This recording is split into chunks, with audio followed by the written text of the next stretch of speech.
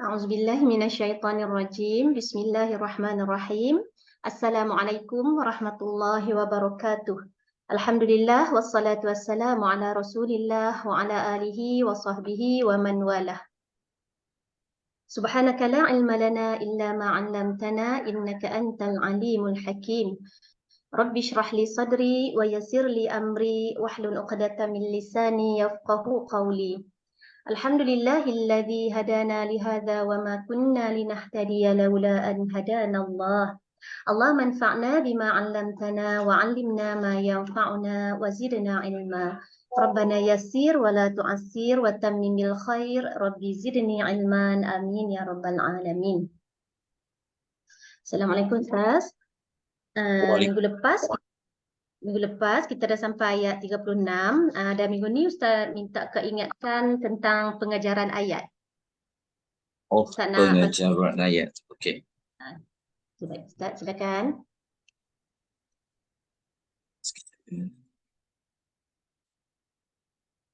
Assalamualaikum warahmatullahi wabarakatuh.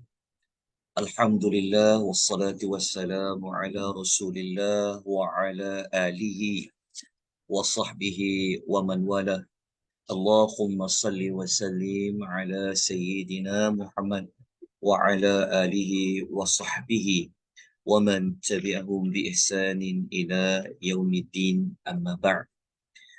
Muslimin dan muslimat, tuan-tuan dan puan-puan rahimani wa rahimakumullah, syukur kita kepada Allah Subhanahu Wa Taala pada pagi yang berbahagia ini kita dapat meneruskan pengajian tadabbur ringkas surah An-Naba yang merupakan surah pertama yang berada pada juzuk yang ke-30, surah yang ke-78, surah Makkiyah yang mengandungi 40 ayat. InsyaAllah di penghujung pengisian ini kita akan membicarakan nanti tentang ibrah ayat, ya, pengajaran ayat ataupun hidayah ayat, petunjuk-petunjuk ayat, teladan ayat dan sebagainya. Jadi pagi ni kita terus sambung perbincangan segmen ayat bahagian yang keberapa? Bahagian yang keberapa, Kak Liza? Ayat kita nak sambung pagi ni adalah ayat nombor 37 kan? Ayat 37. Segmen ayat, segmen terakhir Ustaz, bahagian 6. Segmen ke-6. Segmen yang ke-6. Ayat 37 sehingga 40 sehingga akhir. Okey, segmen yang ke-6. Boleh memberi pertolongan di hari kiamat. Okey.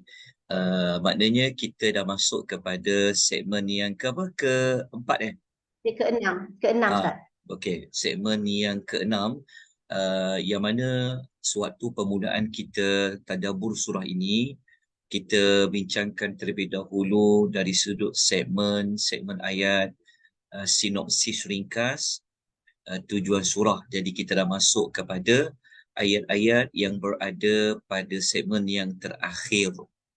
Setelah kita melalui ayat-ayat yang Allah menceritakan tentang balasan neraka Jahannam dan juga balasan syurga yang merupakan kurniaan dari Allah, maka Allah Subhanahu Wa Taala pada segmen ini Allah menyambung sedikit lanjutan daripada kesemua apa yang telah Allah bincangkan, terutama ayat yang paling dekat sekali adalah ayat nombor 36. Okey, bacakan terlebih dahulu ayat nombor 37. Ayat 37 boleh dibacakan terlebih dahulu. A'udzubillahi minasyaitonirrajim. Rabbis samawati wal ardi wa ma bainahuma ar-rahman la yamlikuna minhu khitaba. Tuhan yang memelihara langit dan bumi dan apa yang ada di antara keduanya, yang Maha Pemurah dan mereka tidak mampu berbicara dengannya. Okay. Ayat ini 37 ini dia ada dua perkara yang Allah Ta'ala nak bagi tahu kepada kita. Okay. Perkara pertama adalah potongan ayat iaitu Rabbis samawati wal ardi wa ma bainahumar rahman. Lepas tu potongan ayat yang kedua adalah la yamlikuna minhu khitaba. Okey.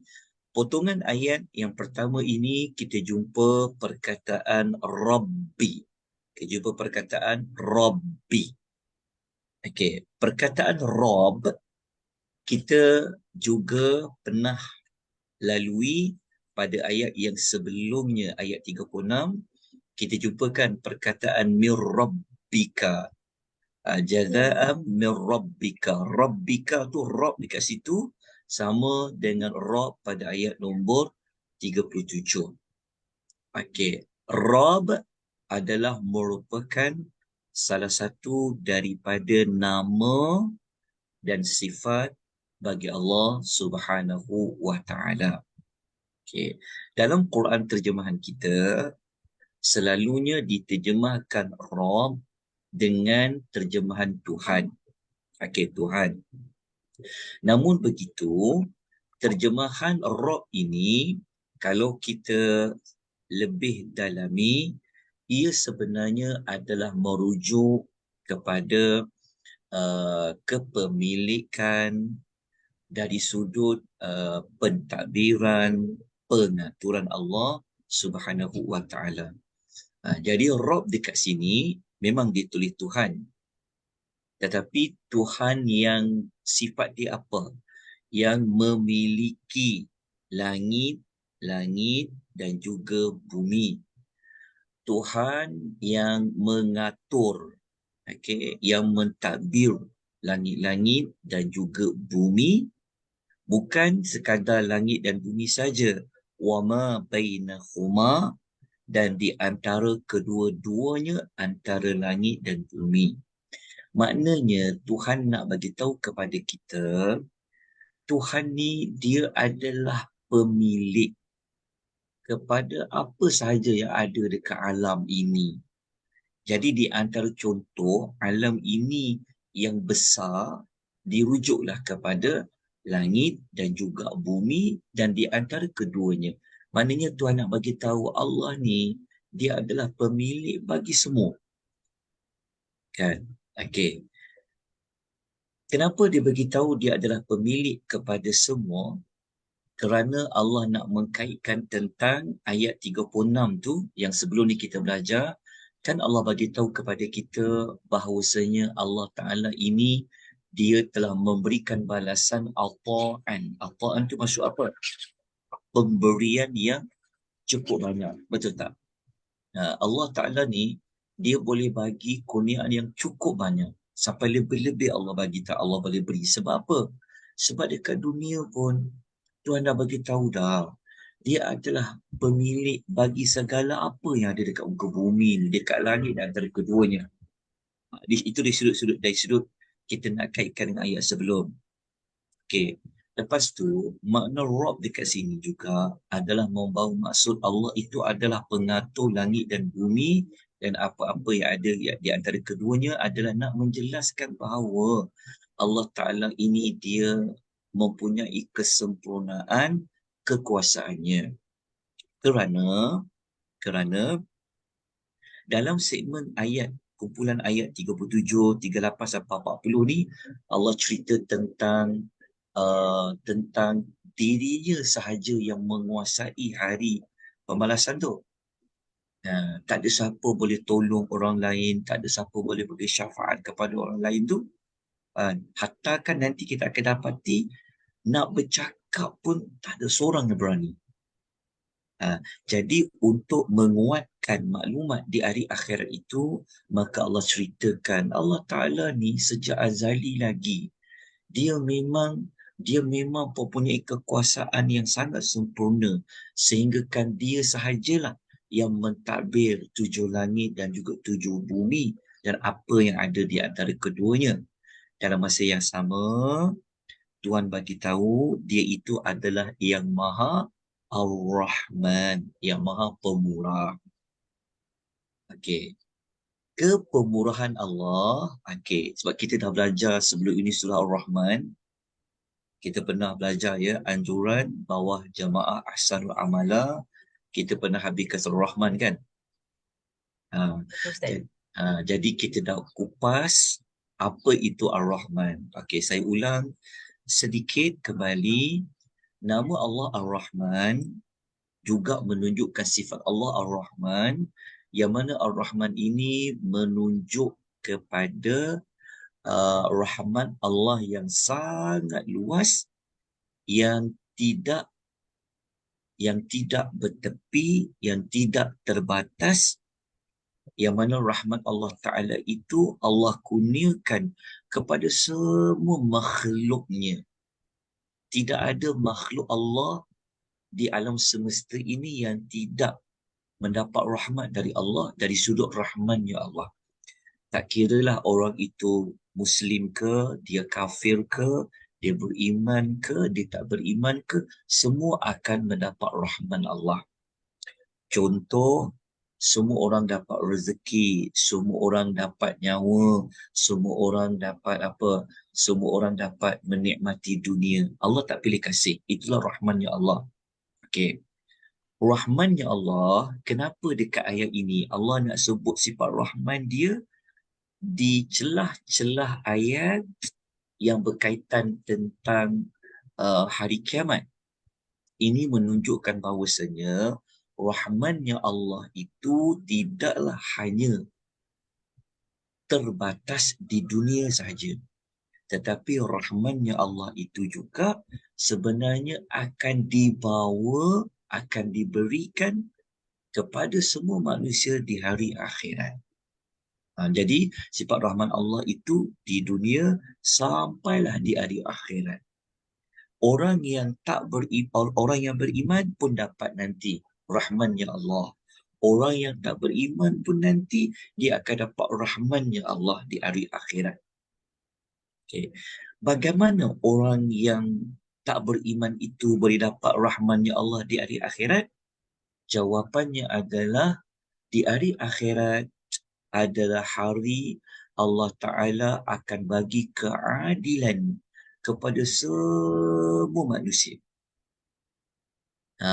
Tidak ada mana-mana manusia yang akan teraniaya walaupun sebesar zarrah ataupun lebih kecil daripada zarrah. Sebab itu, kalau kita pernah ingat, kalau kita masih ingat, hari akhirat ini adalah hari apa? Maksudnya, hari akhirat ini adalah hari apa? Hari apa? Hari pembalasan, hari keputusan, seperti mana ayat nombor 17 tu. Inna yawmal fasl. Itu hari keputusan. Okey, hari keputusan adalah hari Allah memberitahu balasan apa nak bagi. Jadi, semua orang akan melalui hari dapat keputusan. So, Allah akan mengadili semua. Allah akan menghukumi semua. Jadi, rahmat Allah kepada orang yang tidak beriman ini, mereka mendapat pengadilan yang seadil-adilnya. Itulah maksudnya. Okey, faham taknya? Okey. Dah selesai tentang Rabbis samawati wal ardi wa ma bainahuma ar-Rahman. Okey.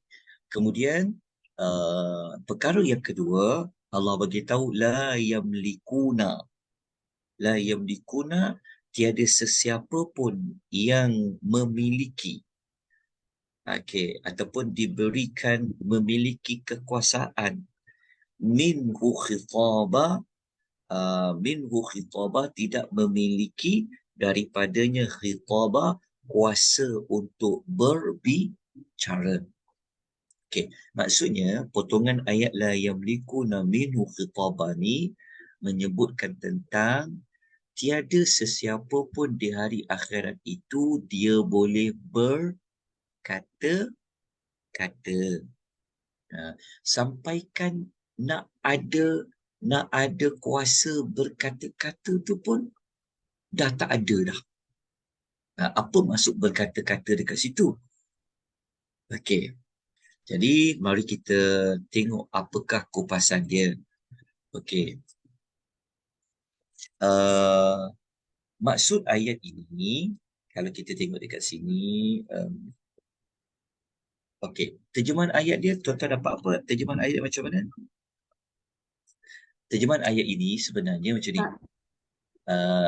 Okey, akak punya terjemahan apa kak? Yang Kak punya dikata dan mereka tidak mampu berbicara dengannya. Okey. Maksudnya tiada seorang pun memiliki macam keistimewaan untuk dia berbicara dengan Allah Subhanahu wa Ta'ala. Maksudnya kita kata tak ada geng-geng lah. Kalau macam dekat dunia ni, ada orang istilah apa dekat dunia ni? Oh, dia kawan baik. Dekat dunia mungkin kita kata kaum kerabat. Mungkin kita kata dekat dunia ni, alah, aku ada orang dalam lah. Macam tu kan. Dia kenal aku lah. Di hari akhirat, tidak ada mana-mana yang mampu diberikan kekuasaan, diberikan keistimewaan untuk berbicara dengan Allah Subhanahu wa Ta'ala. Okey, tapi ayat ni kita kena baca pada ayat yang selanjutnya. Okey. Faham tak maksud dia ke situ? Okey, maksud dia ayat ini kalau kita nak rujuk ayat lain, boleh tak tuan-tuan salin surah Hud, surah Hud, surah yang ke-11 ya.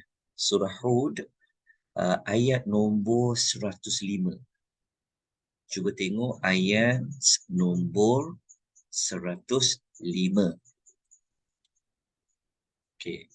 Ayat nombor 105 dalam surah Hud kita akan jumpa lebih kurang ayat yang sama macam ayat nombor 37. Okey. Kalau siapa jumpa cepat ayat surah Hud ayat 105, boleh tolong bacakan, lepas tu bacakan terjemahannya. Yauma la ya'ti.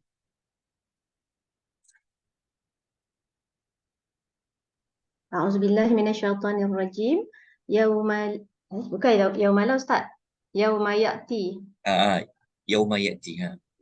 Yauma ya'ti. Tak clear kat sini. Sekejap, Kak tengok kat telefon dia tak jelas. Sekejap. 105. A'udzubillahi minasyaitonirrajim. Yauma ya'ti la takallamu nafsun illa biiznih. Faminhum syaqiyyun wa sa'id. Okey, baca terjemahannya. Terjemahan dia, pada masa datangnya hari kiamat itu, tiadalah seorang pun dapat berkata-kata untuk membela dirinya atau memohon pertolongan, melainkan dengan izin Allah. Maka di antara mereka ada yang celaka dan ada pula yang berbahagia. Okey. Ayat ini, kejap ya. Ayat ini kita dapat maklumat lanjut bahawasanya berkata-kata dekat situ juga boleh merujuk kepada dia dikaitkan juga macam nak minta pertolongan ke, nak minta diberikan keistimewaan ke, tidak ada. Cuma dalam ayat surah Hud 105 tadi ada penambahan maklumat illa biiznihi, melainkan dengan izinnya. Maknanya bukanlah ayat itu secara mutlak semua manusia itu tak boleh berkata-kata, tetapi ada makhluk manusia yang Allah izinkan untuk dia berkata-kata. Okay, itu secara umum yang kita dapat belajar. Okay. dalam ayat nombor ayat yang 37 tadi, cuba kita sekejap ya. Kalau kita perhatikan baik-baik, dalam ayat itu Allah dahulukan nama Ar-Rahman kan daripada la yamlikuna minhu khitaba. Okey. Ya. Okey. Potongan ayat la yamlikuna minhu khitaba itu kan macam menunjukkan macam Allah Ta'ala ni macam gagah, macam Allah Ta'ala ini tegas, Allah Ta'ala ini perkasa kan. Itu dekat potongan ayat la yamlikuna minhu khitaba. Tapi sebelum ayat itu kenapa disebut Ar-Rahman?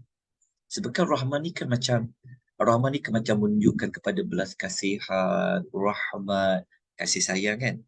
Tapi kenapa selepas tu tunjuk macam kalau dah kata nama Rahman, kenapa tak dibenarkan seorang pun untuk berkata-kata, untuk minta belas kasihan ke, betul tak, nak merayu ke?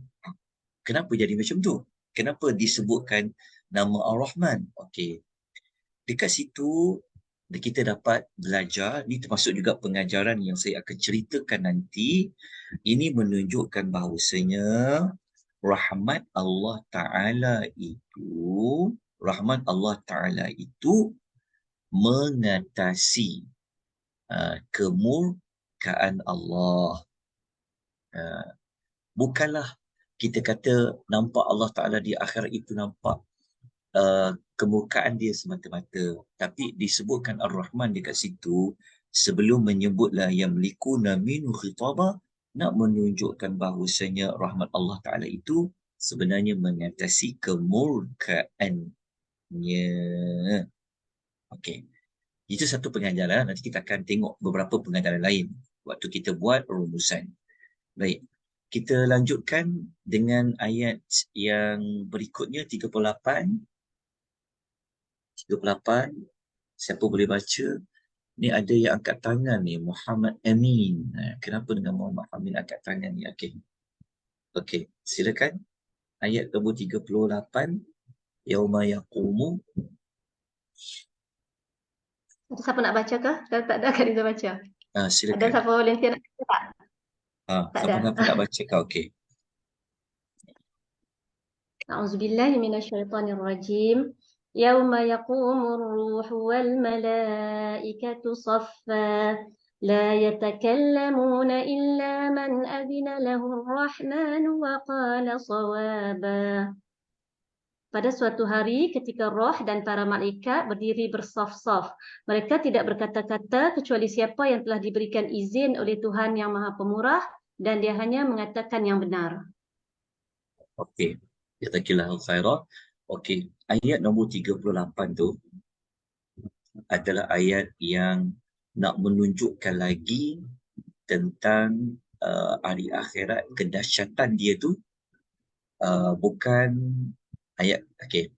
Ayat 38 ni kita boleh pecahkan perbincangannya kepada 3 potongan. Potongan yang pertama ayatnya sampai sofa. Potongan yang kedua sampai Ar-Rahman, la yamlikuna illa la yatakallamuna illa man adna Ar-Rahman, dan potongan ketiga dekat waqala sawaba. Okey. Ayat 37 ni kalau kita baca terjemahannya iaitu pada hari apa? Hari An-Naba lah. Hari kiamat itu, ketika mana ar-ruh dan para malaikat, yaqumu, mereka berdiri, sentiasa berdiri, safa, iaitu dalam bentuk saf. Dalam bentuk saf. Ini Allah menyebutkan tentang perihal sebahagian makhluk Allah di hari akhir itu berada dalam keadaan berdiri. Dah tak ada can nak duduk dah. Tak ada peluang untuk dapat layanan VIP dah. Semua akan berdiri. Persoalannya berdiri dalam bentuk bagaimana? dalam bentuk susunan soft. Berapa soft? Lagi kita akan bincangkan. Maknanya duduk keadaan yang sangat teratur dalam bentuk soft. Okey. Dekat ayat itu ada perkataan malaikat. Malaikat kita memang tak boleh jelas lagi teranglah malaikat tu malaikat lah, para malaikat lah. Tapi isunya roh. Dekat situ siapa? Roh dekat situ siapa? Dekat terjemahan tuan-tuan dia tulis apa? Ada kata Dekat kalau Jibril.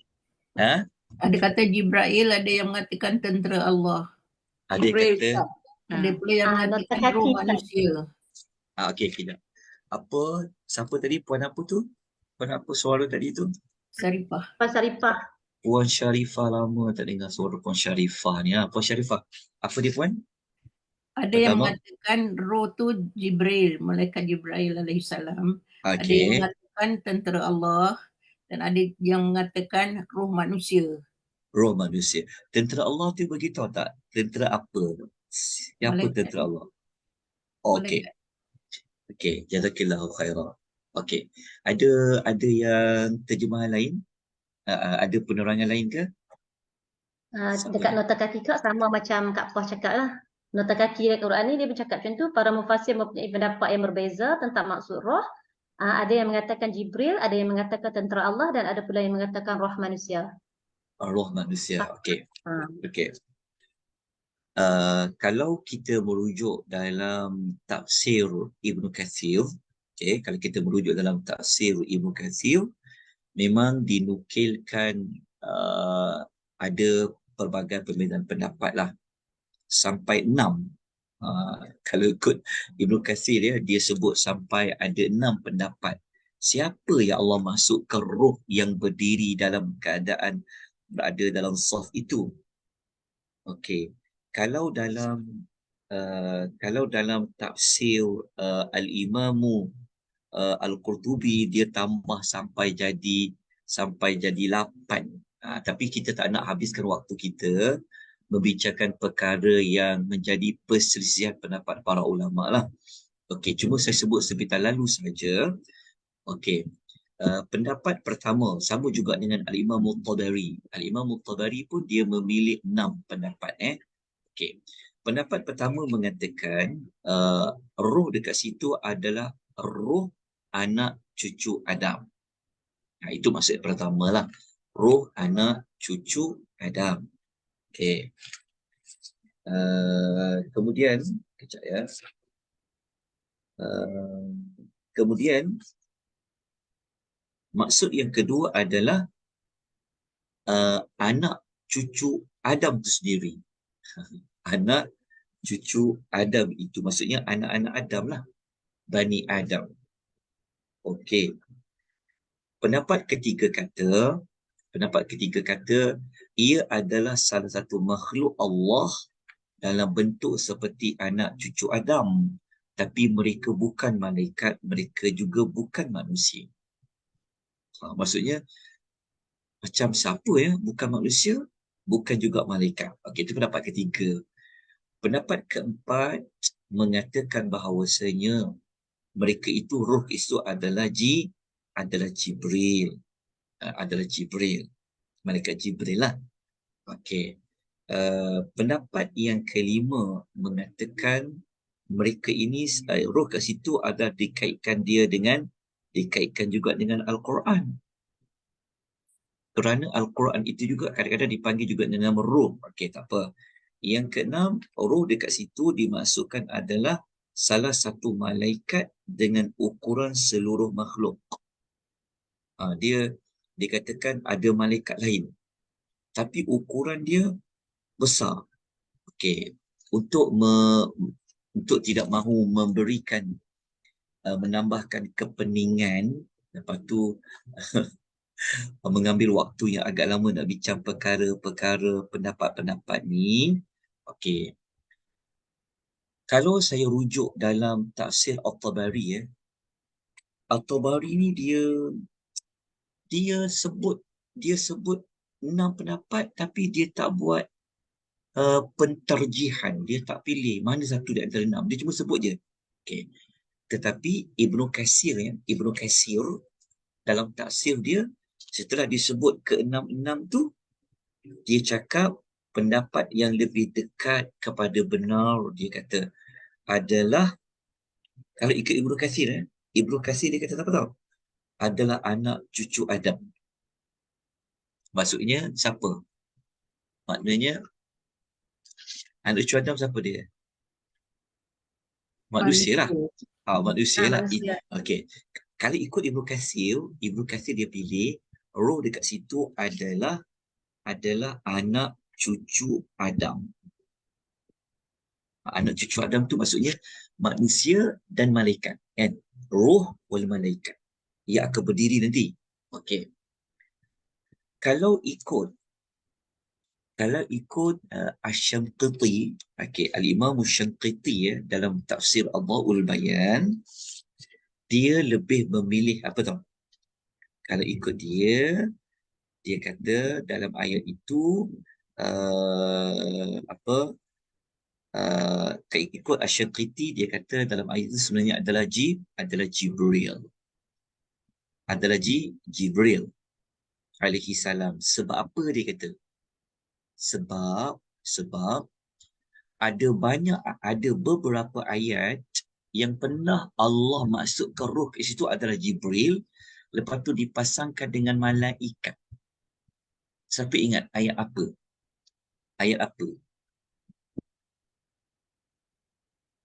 Ada dalam surah lain dia sebut malaikat, dia sebut juga roh.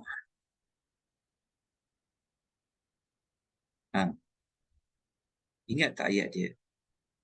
Tak apa, senyum. Yang bertemu Tak dengan perlu Nabi apa-apa. di Sidratul Muntaha. Tak, dalam ayat Quran. Okey, ada Kak Nahlina hantar jawapan tu. Dalam suratul Qadar, ingat tak ayat tanazzalul malaikatu Kata waruh fiha bi'izni waruh, betul. Cuma bezanya dalam suratul Qadar Allah menyebutkan yang umum, baru sebut yang khas. Dalam suratul Naba ini Allah menyebut yang khas, baru Allah menyebut yang umum. Faham tak yang khas?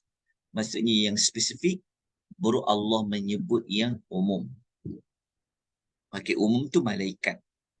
Kalau roh dekat situ adalah Jibril, lepas tu baru sebut malaikat, nak menunjukkan Allah sebut yang khusus dulu, baru sebut yang umum. Okey. Mana kita nak guna? Kita boleh guna dua-dua pendapat daripada Asy-Syamqiti dan juga pendapat yang dikemukakan oleh Al-Imam Ibnu Katsir. Sebab kita memang tahu pun, jelas manusia memang dia akan berdiri di hari kiamat. Kan? Manusia akan berdiri di hari kiamat. Termasuklah para malaikat, iaitu malaikat Jibril. Okey. Tuan-tuan dan puan rahimani rahimakumullah, saya nak tunjukkan sedikit waktu, saya nak guna sikit waktu tunjukkan tempat lain yang Jibril itu juga dipanggil roh. Pendek saja, cepat dia, kena pantas sikit bagi kita nak jimat waktu. Okey, begini. Tuan-tuan nampak tak saya paparkan slide note tentang malaikat Jibril? Nampak Ustaz? Okey, kita tengok dekat sini. Okey, malaikat Jibril. Okey, malaikat Jibril dia juga dipanggil dengan nama Ar-Ruh. Ar-Ruh. Okey, dalil dia apa? Surah Al-Ma'arij ayat nombor 4. Surah yang ke-70. Okey, ambil maklumat ini. Mengetahui tentang Jibril. Okey, muka surat 568. Okey, ya. Okey. Ayat dia bunyi apa? Ayat dia berbunyi, tengok ayat dia. Okey, ta'rujul malaikatu warruhu ilaihi fi yawmin kana 50 alf sanah. Inilah dia berkata roh kat sini. Ini adalah Jibril. Okey. Kemudian tempat yang kedua duduk dalam surah An-Naba yang kita belajar ni kita tak perlu ulas, kita dah sebut tadi. Okey. Tempat yang ketiga dekat suratul Qadar. Surah nombor 17 ayat nombor 4 muka surat 548. Kata Jibril tu.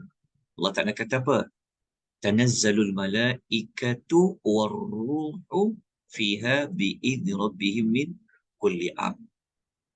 Okey. Kemudian, okey, kita tengok nama lain dia. Dia juga kadang-kadang dipanggil dengan nama Ar-Ruh Al-Amin. Ar-Ruh Al-Amin. Okey, bukan ruh saja, tapi Ar-Ruh Al-Amin boleh tengok dekat surah Asy-Syu'ara ayat 26, surah ke-26, ayat 193, muka surat nombor 27. Muka surat nombor 26. Bukan muka surat 26 ni salah ni. Muka surat ni salah. Tapi ayat dia benar, 193. Surah Asy-Syu'ara. Okey, dah salin.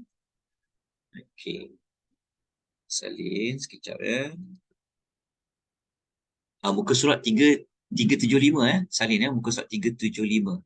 Surah Asy-Syu'ara ayat 193, surah ke-26. Okey, tempat yang berikutnya tengok ayat dia, nazala bihir ruh al-amin. Ini adalah malaikat Jibril.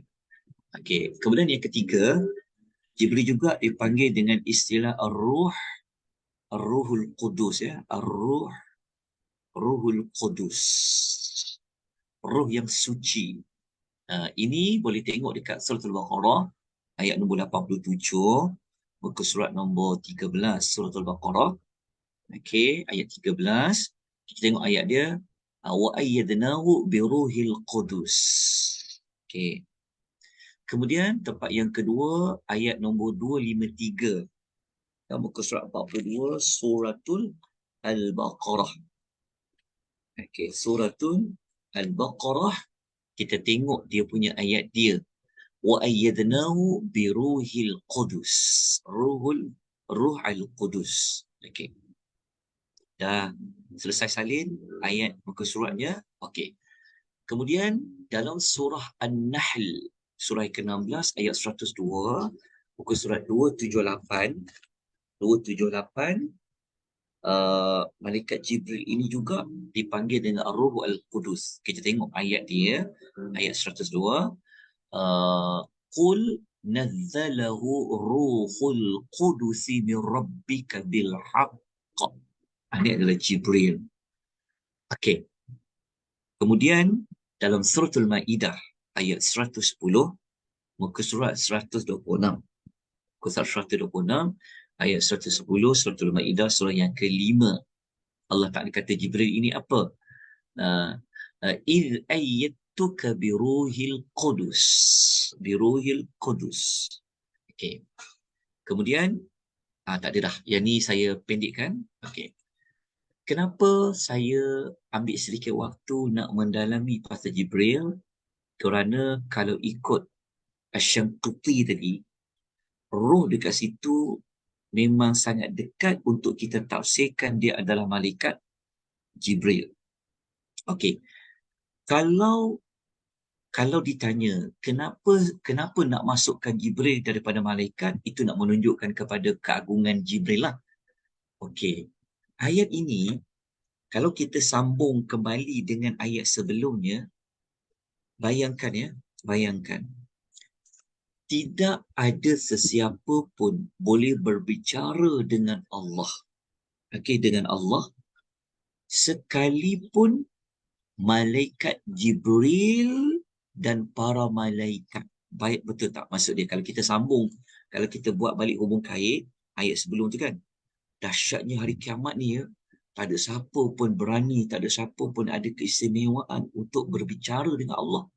Sehingga kan malaikat Jibril dan para malaikat lain pun tak boleh berbicara kepada Allah, dan mereka ini berdiri di hadapan Allah dalam keadaan bersaf-saf.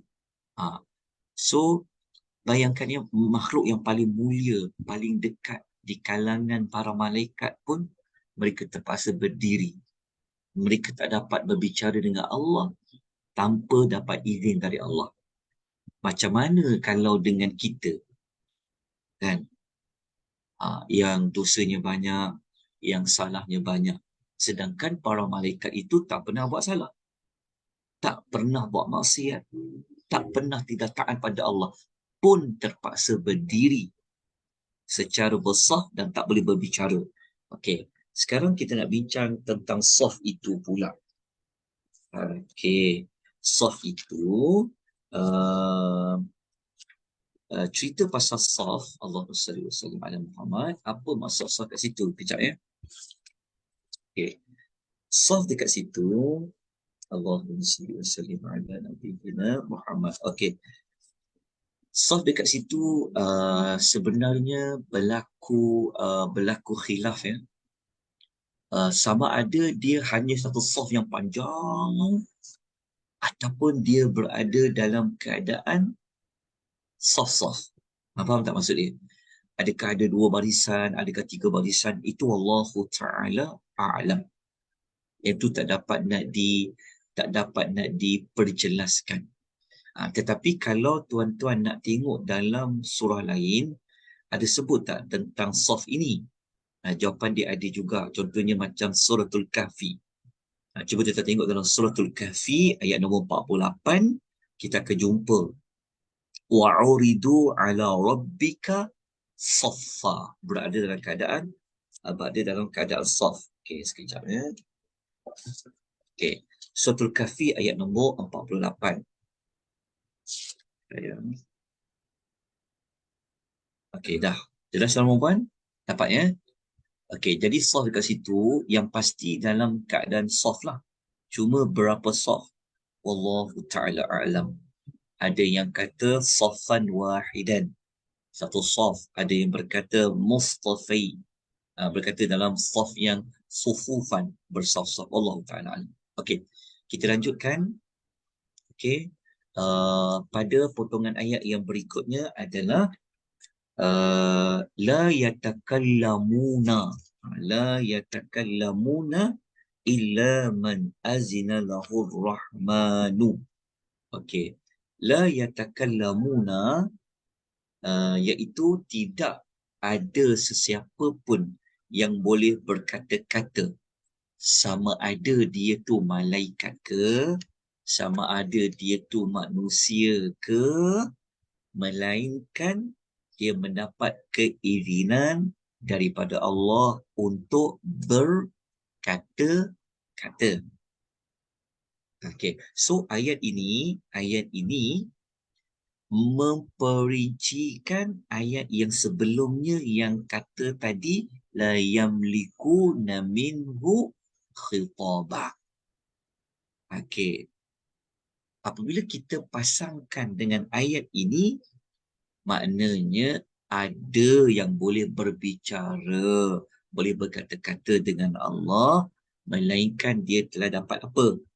Dia telah mendapat keizinan dari Allah Subhanahu wa ta'ala.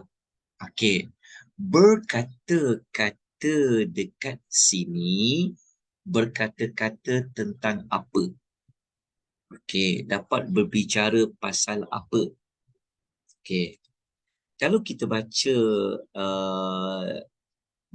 pada ayat ini, la yatakallamuna illa man azina lahur rahman. Okey, dia ayat ini sebenarnya kata Ibnu Kathir, ayat ni sama macam ayat Al-Kursi 255 yang ayat man zalladhi yashfa'u 'indahu illa bi'idznih. Ayat 255 tu kan potongan ayat dia. Man zalladhi yashfa'u 'indahu illa bi'idznih. Tiada sesiapa yang boleh memberikan syafaat di sisi Allah itu melainkan mendapat izinnya. Kalau kita padankan ayat yang kita baca 38 ni dengan ayatul kursi 255, kita akan dapat jawapan. Rupanya tak berkata-kata tadi tu dikaitkan dengan memberikan syafaat. Faham tak? Maksudnya, tidak ada mana-mana malaikat, sekalipun dia Jibril ke, sekalipun dia para malaikat yang lain ke, sekalipun manusia ke, dia tak boleh berbicara, berkata-kata dengan Allah dari sudut nak minta syafaat. Melainkan kalau Allah Ar-Rahman itu memberikan syafaat, memberikan keizinan untuk memberikan syafaat. Okey. Boleh tak puan? Sebab kalau nak minta syafaat ataupun nak beri syafaat, dia kena berbicara dengan Allah. Dia mesti kena minta izin pada Allah. Tetapi tak ada siapa pun yang boleh menggunakan waktu itu untuk berbicara dengan Allah, melainkan setelah Allah memberikan keizinan. Itulah pengertian ayat ini. Okey. Dan kalau dia nak berkata-kata tu pun, dia akan berkata yang waqala sawaba. Waqala sawaba tu diterjemah apa kat situ? Ya? Waqala sawaba diterjemah apa? Dia hanya menyatakan yang benar. Okey. Maksud dia dan mengatakan yang benar tu maksudnya dia ayat itu nak menerangkan kelayakan orang itu dapat keizinan, dia dapat bagi syafaat tu. Waqala sawab tu dia dikaitkan dengan perbincangan yang dapat keizinan Allah untuk memberi syafaat. Okey. Saya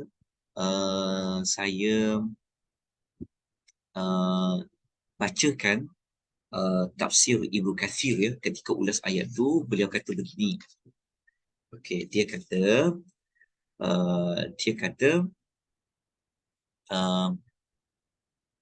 waqala sawaba yakni kata-kata yang benar.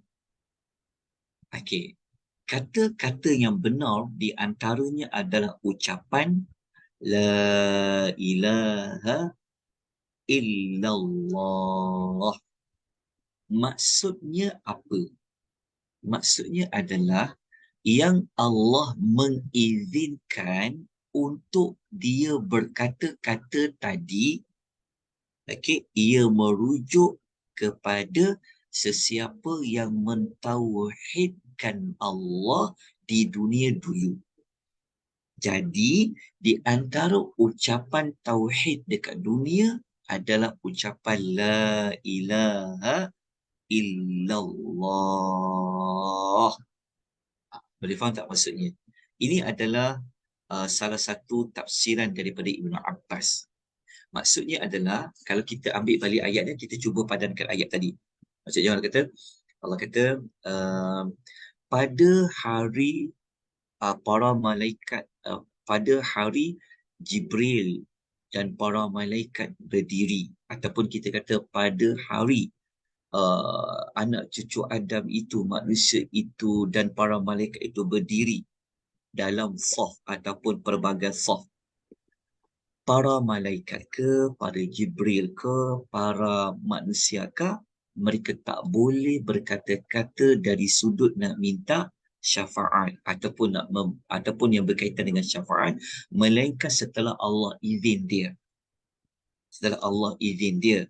Dan keizinan Allah Ta'ala itu juga dikaitkan dia dekat dunia dulu, dia berkata benar. Berkata benar yang paling benar adalah ucapan la ilaha illallah. Ustaz, Ya. Ustaz bolehkah kalau kita ringkaskan macam ni? Maksudnya sesiapa yang mentauhidkan Allah di dunia sahaja diizinkan untuk beri syafaat. Nanti. Betul lah. Betul lah tu. Betul lah, diizinkan oleh Allah tu untuk memberikan syafaat. Okey. Berkata betul lah tu ayat tu. Kalau kita ringkaskan seperti itulah. Namun begitu juga ada pendapat yang dia mengatakan berkata benar itu dia termasuk juga dia bukan sekadar berkata la ilaha illallah, la ilaha illallah, tapi hidup dia memang hidup di atas apa? Di atas tauhid. Ya, di atas tauhid. Okey. Jelas tuan-tuan rahimani rahimakumullah. Okey. Sebab itu dekat segmen ayat ni kita katakan dia tentang segmen tak ada syafaat kan. Okey. Syafaat. Okey. Kita lanjutkan lagi tuan-tuan dan puan rahimani rahimakumullah. Sebelum tu juga saya nak terangkan sikit lagi. Tak boleh berkata-kata malaikat yang dizikir oleh Allah ni bukan hanya sekadar syafaat lah. Sebenarnya para rasul mereka diberi keizinan oleh Allah untuk dia berkata-kata. Contohnya macam para nabi dia ucapkan bab selamat. Contoh macam ni. Kalau kita belajar hadis yang Nabi kan tunggu orang lintas di tiang sirat tu.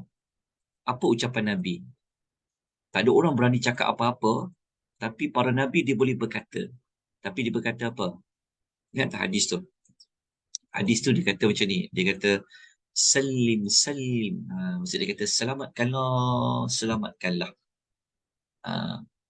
Dan para Rasul pun mereka sebenarnya diizinkan oleh Allah untuk berbicara, untuk doa supaya umatnya itu Allah berikan keselamatan. Seperti mana para Rasul, dia berkata, salim, salim, selamatkanlah, selamatkanlah semasa melintas di tiang sirat.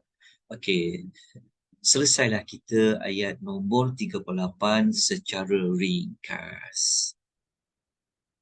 Okay, nanti kita akan bincangkan pengajaran dia ketika kita menutup perbincangan tadabbur surah An-Naba. Okey, kita teruskan dengan ayat yang berikutnya.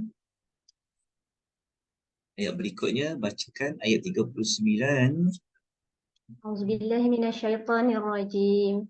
Inna anzarnakum azaban qariban yawma yanzurul mar'u ma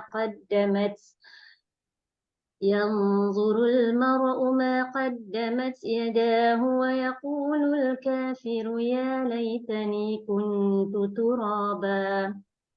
Sesungguhnya kami teringatkan kamu, iaitu orang kafir, azab yang hampir. Pada hari manusia melihat apa yang telah dilakukan oleh kedua belah tangannya.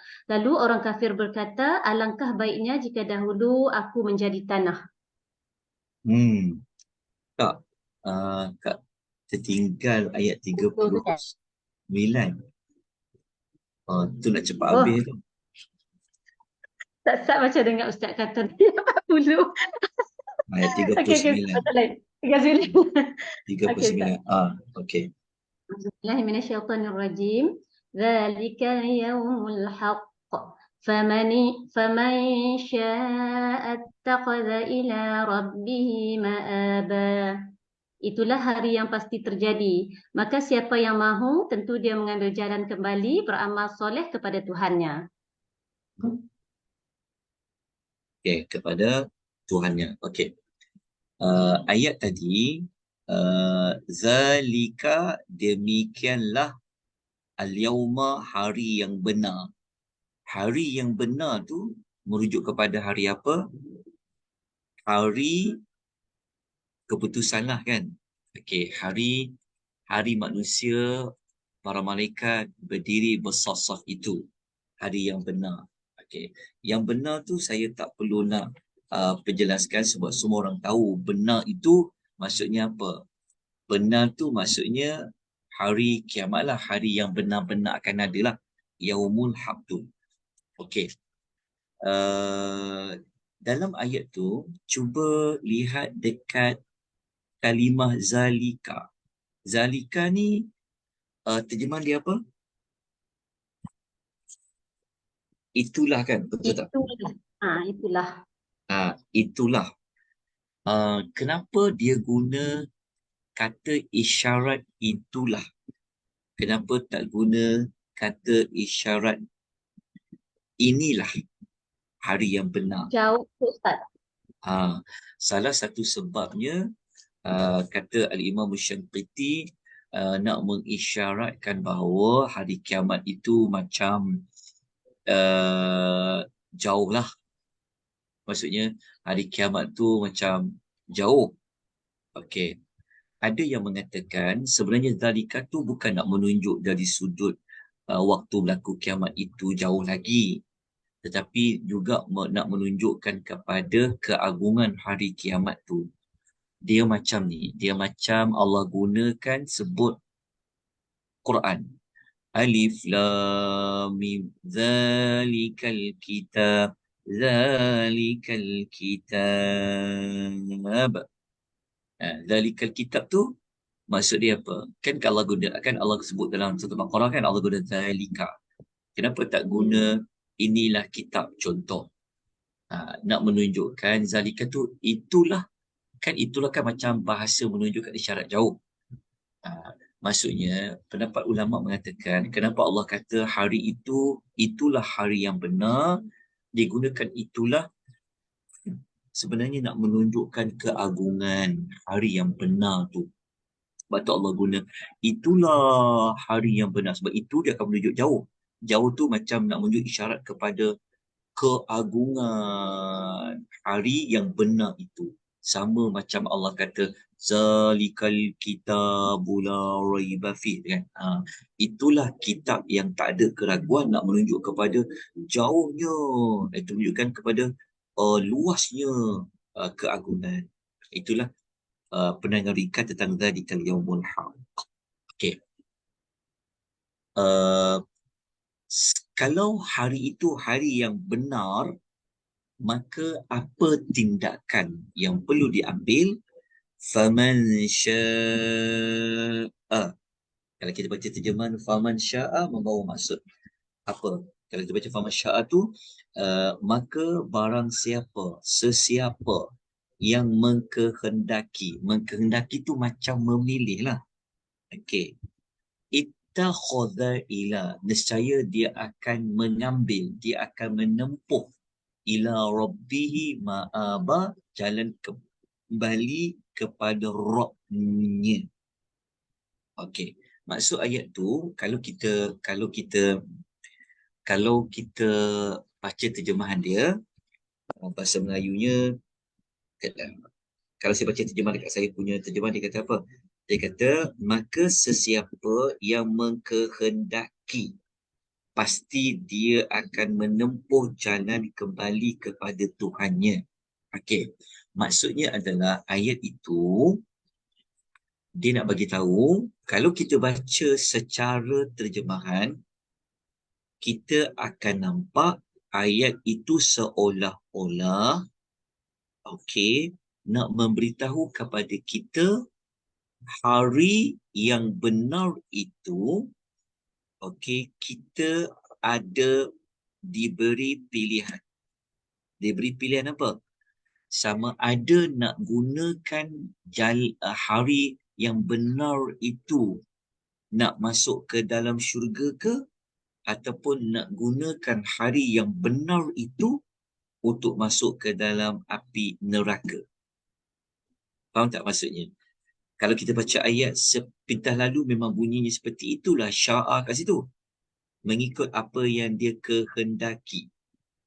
Kan sebab ayat sebelum ini kan kita jumpa ada yang Allah kata ada yang pergi neraka, jahannamat kana mirsada, ada yang pergi dapat mafazah, betul tak? Okey.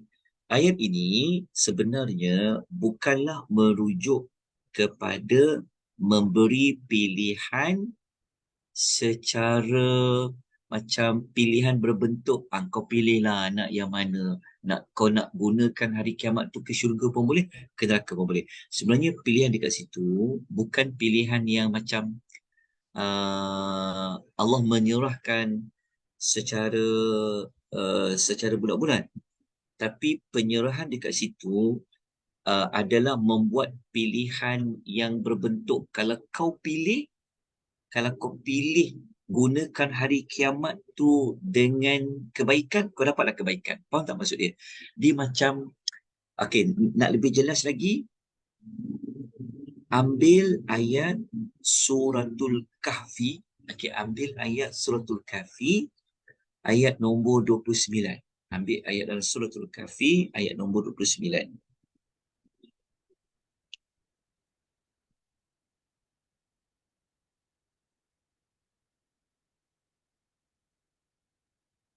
Okay.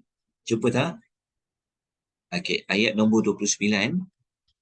Kalau kita baca suratul Kahfi tu Allah sebut apa? فَمَنْ شَاءَ فَلْيُؤْمِنْ وَمَنْ شَاءَ فَلْيَكْفُرْ.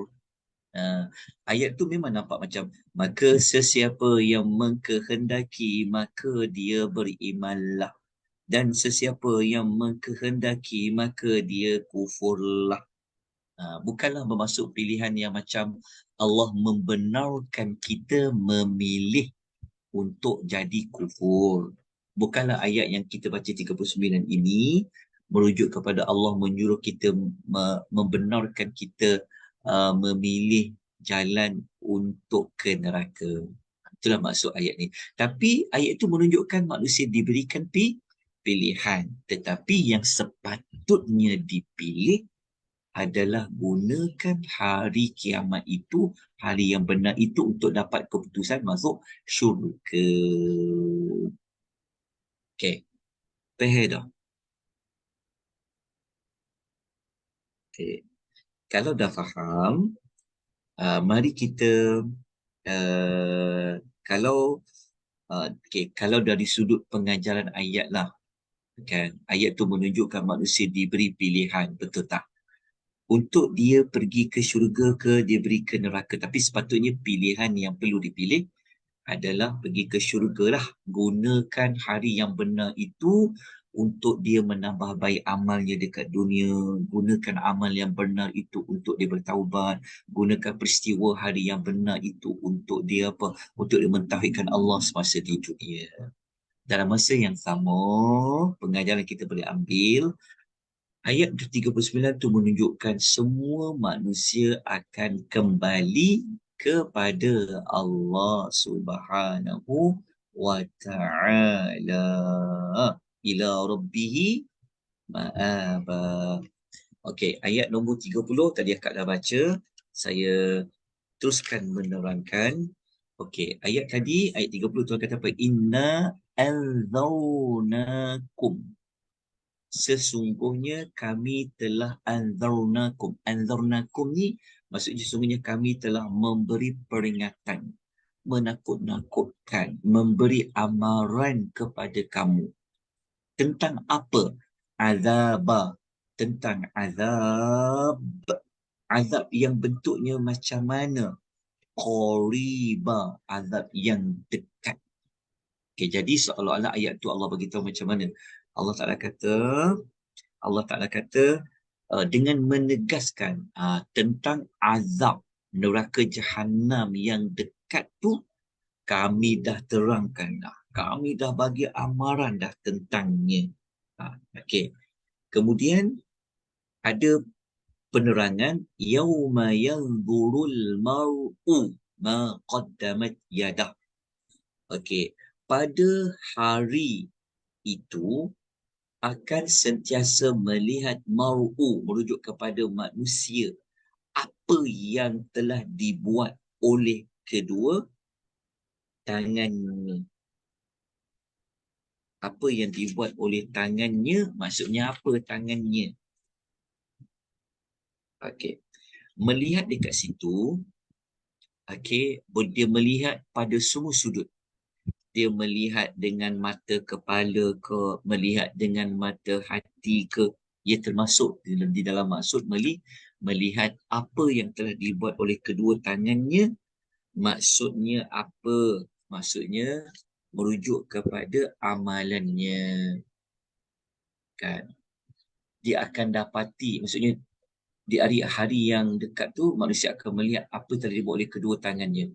Okey, izinkan saya baca sekejap apa yang diulas oleh Al-Imam Ibnu Katsir. Ibnu Katsir kata, apa maksud melihat dengan apa yang dibuat oleh kedua tangannya adalah kepadanya semua amal perbuatannya, yang baiknya ataupun yang buruknya, yang lamanya ataupun maupun yang barunya. Itulah maksud dia. Okay. Untuk mengukuhkan lagi, memantapkan lagi kefahaman ayat ini, kita boleh tengok dalam ayat lain. Okey, ayat lain. Kita ambil contoh ayat ni. Cuba buka ayat surah Ali Imran ayat nombor 30. Surah Ali Imran ayat nombor 30.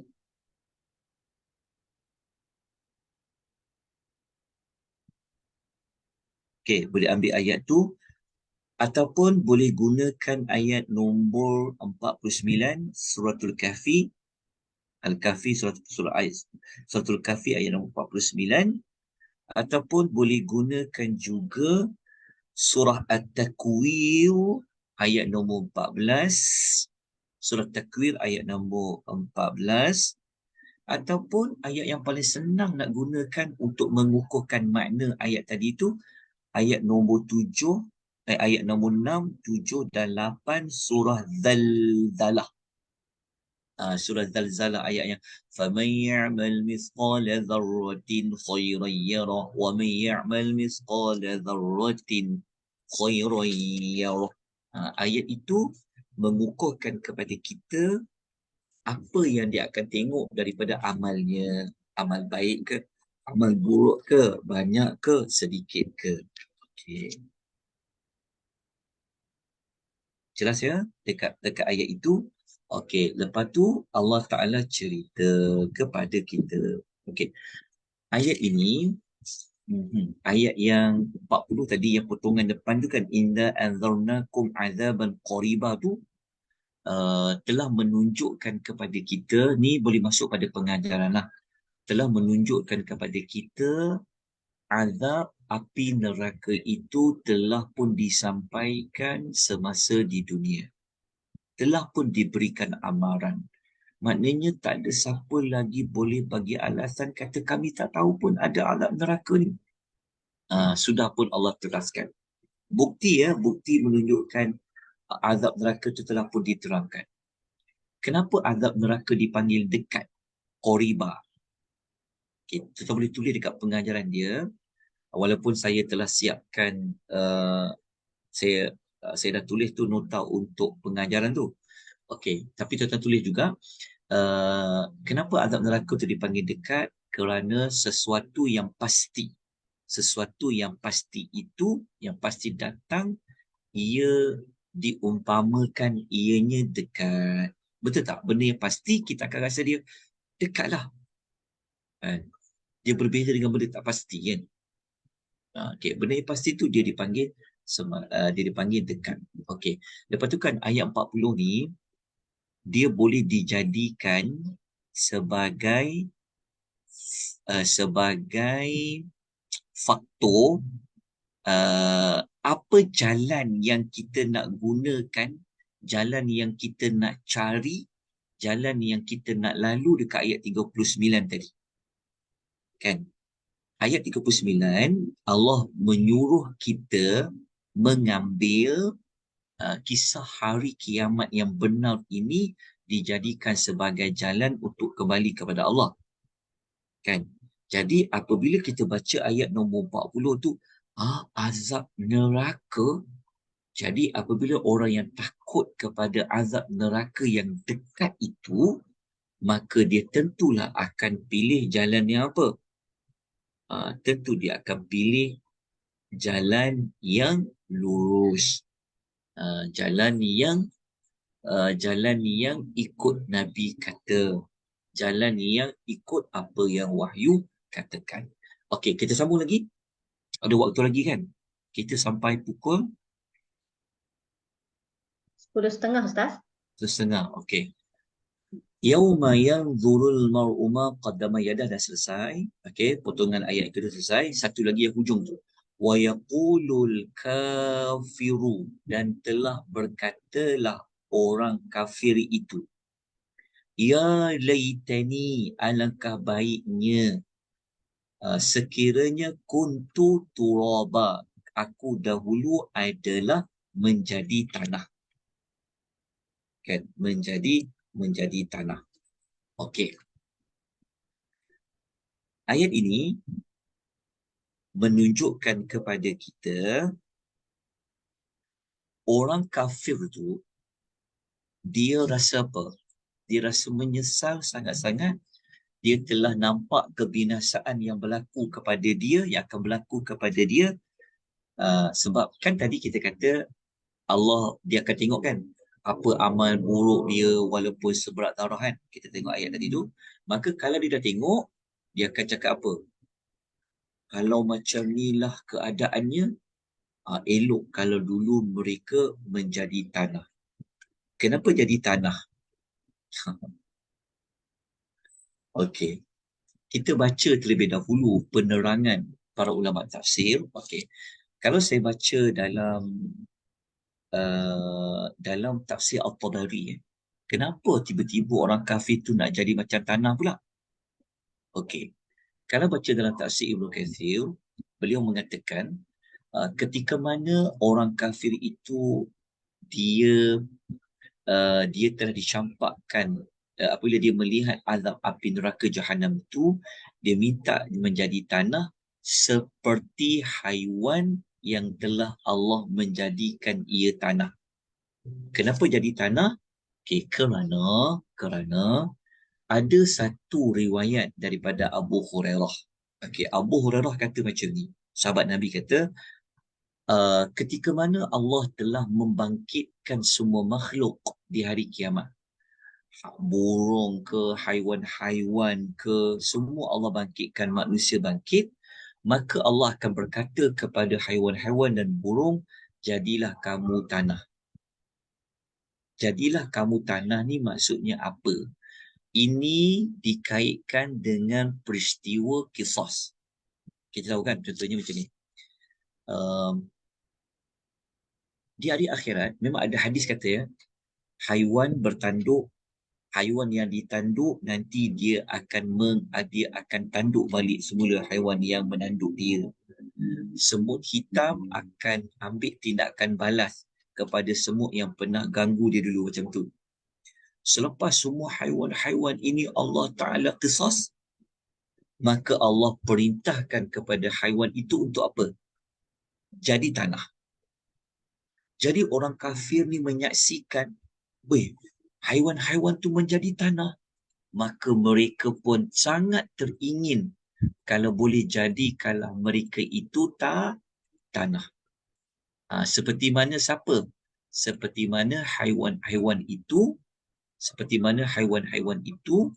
diciptakan oleh Allah, disuruh menjadi tanah. Maknanya dia tak dihisap, dia tak diazab lah pada jadi tanah kan. Okey. Tolong kodkan ya apa yang kita sebut ni, ini adalah tafsiran Al-Tabari, juga tafsiran Abu Hurairah. Juga tuan-tuan masukkan ini adalah tafsiran macam sahabat Nabi yang lain juga, namanya Abdullah bin Amr bin Auf. Abdullah bin Amr bin Auf. Itu pun dia kata macam itu juga. Okey. Tuan-tuan puan rahimani wa rahimakumullah. Saya izinkan saya baca ulasan Ibnu Katsir. Ibnu Katsir kata, pada hari itu orang kafir berangan-angan, andai saja dulu dia dekat dunia hanya sebagai tanah, bukan jadi makhluk, bukan juga jadi berwujud. Maksud dia, kata Ibnu Katsir ni dia letak satu tafsiran lain. Dia kata, kenapa jadi tanah macam ni? Kalau macam tanah tak dibangkitkan, betul tak? Tanah dia akan jadi tanah lah. Betul tak? Dia tak jadi macam makhluk yang mempunyai nyawa kan. Macam manusia, macam haiwan kan. Itu maksud dia. Jadi tanah tu maksud dia adalah seolah jadi macam tanah je lah. Kan? Kalau tanah dia tak jadi makhluk yang bernyawa. Okey.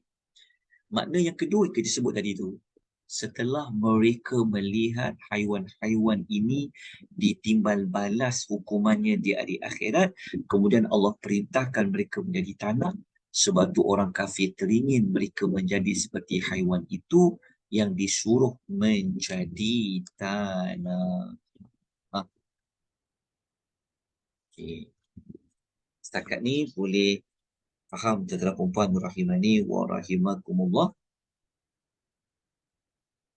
Dapat tak? Dapat Ustaz. Okey, boleh faham kan? Okey. Sekarang apa kita kena buat? Okey, saya buka dulu soalan sebelum saya pergi kepada pengajaran keseluruh ayat. Okey, kita tamatkan hari ini. Okey, surah Ya, Ustaz. An-Naba. Ya. Yang ada kata yang masa tu para nabi pun tunduk macam sujud tak panggung kepala tu waktu bila? Tunduk sujud kepala maksudnya Sampai dibenarkan berkata-kata. Ada tak tak faham. dengar kat mana? Okey, Tak okey. ada yang tadi kita baca tu semua ar-ruh tu berdiri bersaf-saf kan di hadapan Betul. Allah ni.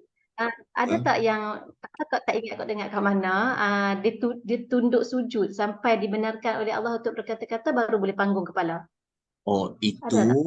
itu adalah hadis syafaat ketika mana Nabi SAW itu setelah kesemua para nabi macam Adam tak boleh bagi syafaat, Nuh, Nabi Ibrahim, Nabi Musa, Nabi Isa tu, maka sekumpulan manusia ini jumpa dengan Nabi Muhammad. Maka Nabi SAW menerima Nabi nak bantu mereka minta dipercepatkan berlaku hari kiamat tu, hari penghisapan tu, maka Nabi pun pergilah di bawah arasy Allah. Jadi Nabi pun sujud. Kenapa Nabi sujud? Kerana sujud itu adalah isyarat simbolik kepada Nabi nak minta izin. Jadi nak dapat syafaat kena dapat keizinan Allah. Jadi apabila Nabi sujud, Allah pun suruh angkat kepala. Jadi apabila Nabi diangkat kepalanya, disuruh angkat kepala, maknanya itu adalah isyarat bahawa Nabi sudah diberikan lampu hijau untuk memberikan syafaat. Itulah yang Nabi sujud tu. Yang pasal Nabi-Nabi lain tu, saya wallahu ta'ala alam yang itu. Ini lepas penghisaban lah Ustaz. Ini betul. Ini bukan lepas penghisaban. Belum. Ini adalah peristiwa ketika mana semua makhluk sedang menunggu untuk dihisap berhimpit-himpit dalam saf-saf matahari yang terik di bawah kepala. Jadi itulah dipanggil maqaman mahmuda. Yang kita doa lepas azan tu, maqaman mahmuda tu, maqam yang terpuji, kedudukan terpuji kat situ, itulah sebenarnya adalah syafaat yang paling terbesar yang hanya dimiliki oleh Nabi SAW sahaja. Nabi-Nabi dan Rasul lain tidak boleh. Itu dia panggil maqam mahmud. Kenapa nak minta tolong Nabi Muhammad? Kerana hari kiamat itu panjang, lama. Jadi syafaat itu sebenarnya adalah untuk minta kepada Allah mempercepatkan berlakunya hari perhitungan amal. Itu dipanggil syafaat terbesar. Itulah pasal Nabi sujud tu kan? Yang itu. Okey, ada hadis dia panjang dia. Ya, ada soalan. Kita tengok ada soalan tak? Kita selesaikan kalau sebarang persoalan. Silakan, ada tak? Setakat ni dekat FB tak ada soalan. Jemaah lain ada nak tanya Ustaz apa-apa boleh tanya sekarang.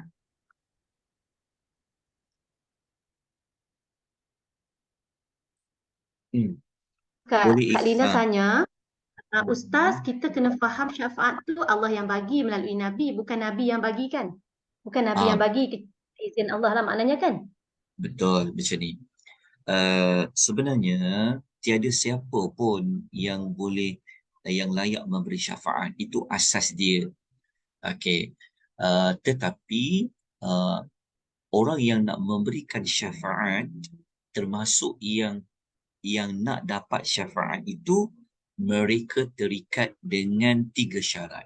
Maksudnya kuasa mutlak syafaat itu ada pada Allah. Okey, tetapi Allah telah menetapkan boleh berlakunya syafaat itu, tapi dengan izin Allah lah. Maksud dia, Nabi SAW, hatta para Nabi yang lain pun tidak boleh secara terus memberikan syafaat. melainkan kena apa? Kena memenuhi 3 syarat syafaat. 3 syarat syafaat ini, 2 syarat kepada orang yang nak memberi syafaat, 1 syarat untuk orang yang diberi syafaat. Okay, so ada 3 lah. 2 untuk pemberi, 1 untuk penerima. Okey. 2 untuk pemberi itu, pertama mesti dapat izin Allah. Kalau Allah tak izinkan, sekalipun Rasul, Nabi SAW pun tak boleh bagi. Okey, yang kedua, ia mesti mendapat redha Allah. Dia mesti dapat redha Allah. Okey, sekejap. Okey. Dia mesti mendapat apa? Redha Allah. Okey. Kalau penerima syafaat pula, dia layak mendapat syafaat kalau Allah redha dia. Kalau Allah tak redha dia, dia pun takkan layak untuk mendapat syafaat. Jelas dekat situ. Okeylah. Kalau yang sebenarnya tajuk syafaat ni kita pernah belajar dulu sewaktu di rumah, bukan online lah. Kita pernah belajar tajuk tadabbur ayat Al-Kursi. Masa tu tak ada lagi kumpulan GAA, Jemaah Soalan Mana Boleh Wujud lagi rasanya masa tu nama tu. Ke dah ada masa tu? Masa tu kita buat kat rumah, kat Syidah. Ada banyak memori. Kan? Masa tu. Okay, saya tunjukkanlah nota ayat kursi tu sekejap. Nak insyaAllah nanti saya boleh bagi. Tengok kat sini Kak nampak tak Kak? Kak nampak tak nota ayat kursi ni? Okay, saya tengok pasal syafaat tu Saya tengok pasal syafaat tu Ustaz. Okay, ini kan. Ini ayat dia Ustaz ni, nampak tak? Saya besarkan sikit. Allah, ni. Tengok ya. Okay, nampak tak 3 syarat syafaat ni? Jelas 3 syarat syafaat ni kan? Okay. Nampak Ustaz. 3 syarat syafaat ni, yang pertama dapat izin Allah, yang kedua apa? Dapat redha Allah, yang ketiga dapat redha Allah bagi penerima. Okey, kalau ada yang bertanya, syarat-syarat ni ambil mana? Siapa yang kata syarat ni? Ada dalam Quran. Okey, tengok dalam suratul Najmi. Okey, suratul Najmi ayat nombor 26 Kita akan jumpa 3 syarat syafaat. 3 syarat syafaat. Ambil ayat 26 suratul Najmi. Tengok Allah kata apa? Min ba'di ayyadzanallah. Selepas Allah mengizinkan. Ini syarat pertama. Kepada pemberi syafaat.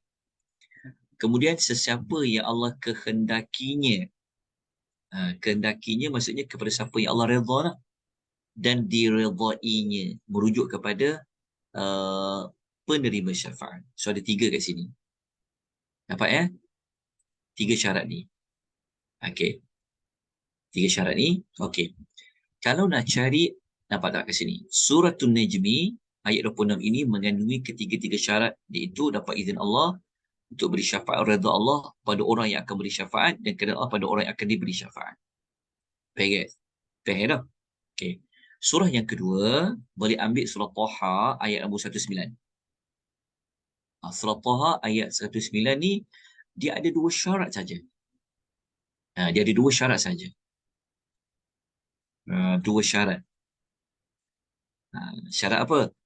Allah izinkan, lepas tu Allah redha perkataannya. Maksudnya Allah berikan redha anak. Okey. Tapi ada surah lain juga. Kita ambil surah Al-Anbiya ayat 28. Allah sebut hanya 1 syarat saja. Iaitu siapa? Pasal orang yang nak diberi keredaan kepada penerima syafaat. Okey. Baik Faham tak? Okey. Ada soalan lain? Ada soalan dekat chat tu? Siapa soalan itu? Ada Ustaz. Assalamualaikum. Jika kita membunuh semut-semut yang banyak dalam rumah kita, menghurung lauk, makanan dan sebagainya, dan kita bunuh. Adakah semut-semut ni akan menuntut di akhirat kelak di hadapan Allah? Ya, dia akan gigit makcik yang tanya tu tadi. Okey, tak adalah seekor je. Okey, Sad Sad. Dia hukum membunuh semut. Okey, tengok dekat dalam artikel. Kak nanti kongsikan yang macam ni. Dekat dalam macam kejap. Okey. Saya nak tengok, saya paparkan sekarang ya. Dia sebenarnya ada banyak artikel dekat Jabatan Mufti Wilayah dulu kan. Ada, kita boleh tengok. Tapi saya tunjukkanlah dalam laman sesawang Dr. Zul Al-Bakri dia tulis tentang bunuh semut ni.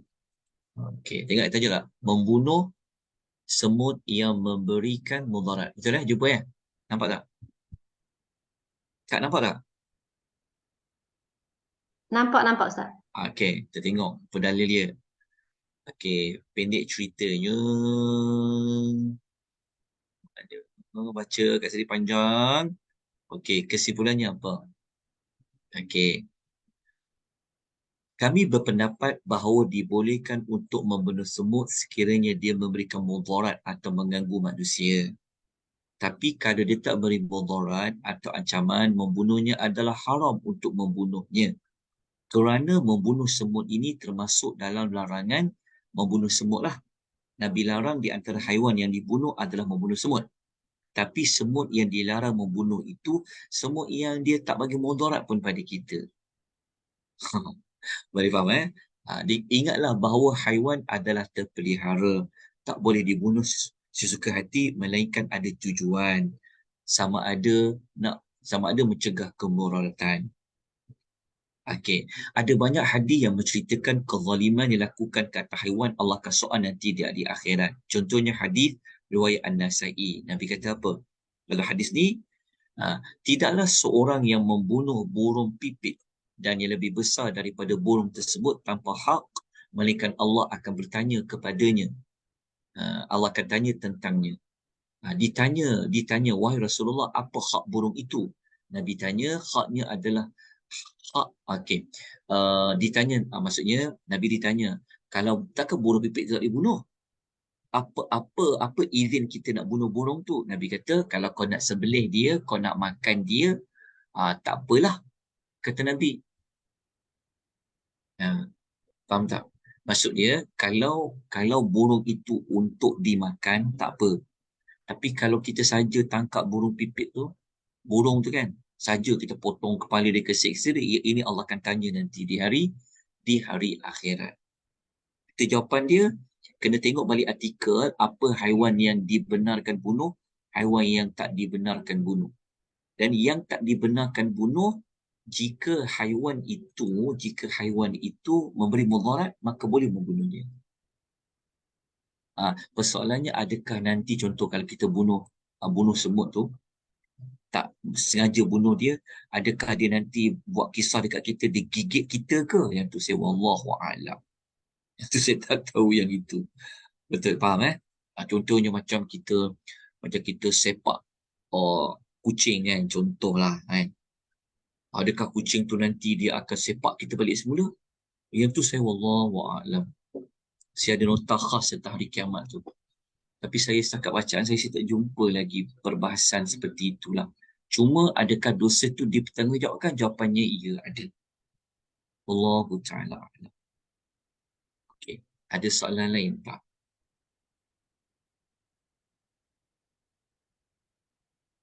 Okey, ada pertanyaan?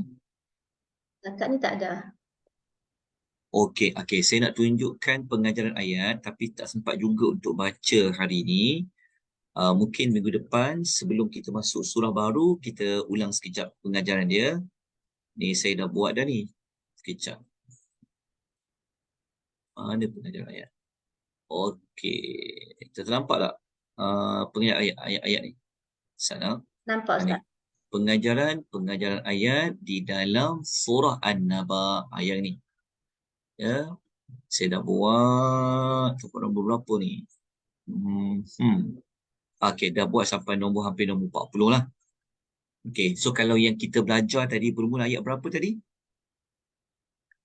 permulaan ayat nombor tadi Tiga, Kak kita kita belajar? sambung tadi kita Okey. sambung 30. Okey, dia bermula pada ni lah. So bermula daripada ayat kita dapat belajar tadi, kita dapat belajar tentang kerububihan Allah. Kerububihan Allah tu maksudnya apa? Maksudnya Allah Ta'ala ini dia adalah pencipta, pemilik, pentadbir segala alam. Zat dia adalah pencipta langit-langit, pencipta bumi-bumi. Dia adalah pentadbir langit, pentadbir bumi. Kita dapat belajar tentang rububiyah Allah daripada nama Rabb tadi tu. Rububiyah ni itulah dalam surah Al-Fatihah. Alhamdulillahi Rabbil Alamin. Rabbil Alamin tu. Itulah rububiyah Allah. Lepas tu kita dapat belajar ada nama dan sifat Ar-Rahman. Betul tak? Sampai 2 kali kan? Sampai 2 kali Allah ulang tentang nama Ar-Rahman dia pada ayat tadi. Yang pertama, Rahmannya Allah dikaitkan dengan Rabbis samawati wal ardi tadi kan? Lepas tu Rahmannya Allah yang berkata-kata tadi tu. Minta syafaat tadi. Kemudian kita dapat belajar kesempurnaan dan keagungan kebesaran Allah di hari akhirat. Betul tak? Semua makhluk kena berdiri. Lepas tu berada dalam barisan. Lepas tu pula tak ada siapa yang dibenarkan untuk berkata-kata. Kan mereka salah dapat izin Allah. Itu menunjukkan tentang kehebatan Allah, kesempurnaan Allah. Betul tak? Dah tak ada lagi dah keistimewaan tiket VVIP ke VIP ke, dah tak ada dah. Okey. Kemudian kita dapat belajar rahmat Allah mengatasi kemarahan Allah. Ni telah kita sebut tadi. Kan? Kita jumpa tadi rahmat Allah didahulukan daripada menyebut la yamlikuna min khitaba. Okey. Lepas tu yang ke-29 ini kita ambil yang tadi itulah. Setiap yang pasti itu seperti azab api neraka, dia adalah dekat. Lepas tu kita kena ingat akan ini dekat. Jangan kita kata jauh lagi kiamat ni, belum datang lagi 10 tanda hari kiamat. Dajjal tak keluar lagi. Memanglah. Tapi bagi kita orang beriman ni, kita anggap kiamat tu macam dah dekat dah. Kerana dia benda yang pasti. Okay. Yang berikutnya, setiap manusia akan melihat apa yang telah dilakukan di dunia dulu melalui buku catatan amal. Tadi kita dah sebut dah. Yauma yanzurul mar'u ma qaddamat yadah. Kan, kita dah kata dah. Manusia akan tengok berapa pahala dia, berapa dosa dia, berapa pahala dia, apa dia dah buat, apa amalan baik, amalan buruk dia. Kemudian pula kita dapat belajar tentang kelebihan malaikat Jibril alaihi salatu wassalam. Allah menyebut secara spesifik maklumat dia dalam ayat tadi tu. Kalau kita memegang pendapat roh ke situ adalah Jibril. Lepas tu kita dapat belajar kerendahan darjat manusia di hadapan Allah. Kerendahan tu maksudnya manusia ni sama saja Allah SWT. Betul tak? Tak boleh lagi nak tolong orang ni, tak boleh lagi nak defend orang ni, dah tak boleh dah. Menunjukkan manusia ini hina di hadapan Allah nanti di hari kiamat. Kemudian pula menunjukkan kelemahan manusia lah. Ini jadi kaitan dengan kita bincangkan tadi tu. Kemudian hari kiamat merupakan hari yang benar-benar akan terjadi. Zalikal yaumul haq. Kalau tuan-tuan nak padukan lagi hari kiamat tu hari yang benar, apa yang benar dalam tu, tuan-tuan boleh rujuk surah Al-Haqqah. Surah Al-Haqqah. Surah yang mengukuhkan lagi Zalikal yaumul haq. Hari yang benar tu boleh baca surah Al-Haqqah. Kita akan dapat tahu lagi apa lagi peristiwa situasi yang lagi benar berlaku. Kita baca kat situ. Kemudian manusia diberikan pilihan untuk melakukan sesuatu. Betul tak? Dia boleh buat pilihan apa persediaan dia nak pergi kepada hari yang benar tu. Dia nak ambil jalan mana? Tetapi jalan yang perlu kita pilih sudah pastilah jalan Siratal Mustaqim, jalan yang mentauhidkan Allah. Okey. Lepas tu yang berikutnya, dekat sini ada tuntutan kepada kita untuk mengikuti jalan yang membawa kepada redha Allah. Ini dia ada kaitan dengan nombor 35 dengan 36 lebih kurang sama lah, tapi lebih kepada perincian. Okey. 37 berikutnya adalah semua manusia akan kembali kepada Allah. Ila rabb kita panggil ayat tadi apa? Faman syaa'a attakhadha ila rabbih ma'aba. Betul tak? Semua akan kembali kepada Allah. Ma'aba, kembali kepada Allah. Orang yang baik kembali kepada Allah, orang yang jahat kembali kepada Allah. Orang yang percaya kiamat pun kembali kepada Allah, yang tak percaya kiamat pun kembali kepada Allah. Lepas tu, tiada lagi alasan kata tak tahu tentang hari kiamat. Ini adalah bukti bahawa hari kiamat itu, azab itu telah diterangkan. Inna anzarnakum azaban qariba. Lepas tu, penyesalan orang kafir di hari pembalasan. Ni tadi, mereka nak minta jadi seperti tanah. Okey, jazakumullah rahimani wa rahimakumullah. Saya akan beri nota ni kemudian sikit sebab saya nak masukkan nombor ayat dekat pengajaran ni supaya ibu-ibu boleh faham pengajaran ni dan dia punya berkaitan dengan ayat mana. Takut nanti baca cari pula ni pengajaran ayat berapa ni. InsyaAllah nanti saya akan siapkan insyaAllah. Untuk sama-sama kita dapat manfaat. Ustaz, boleh ke nak jawab satu soalan lagi? Ada Puan Noaini ni lewat nak tanya. Dia tanya, apakah redha Allah itu sama dengan rahmat Allah? Sempat jawab? Oh, tak sempat dah ni. Pasal kiamat dah dekat dah. Okey. Okey, jawapan dia begini puan ya. Okey. Soalan tu susah juga nak jawab tu. Kejap ya, kejap. Saya tutup ni dulu sana. Okey. Adakah redha Allah tu kejap. Kejap. Sekejap. Bagi saya fikir waktu kejap.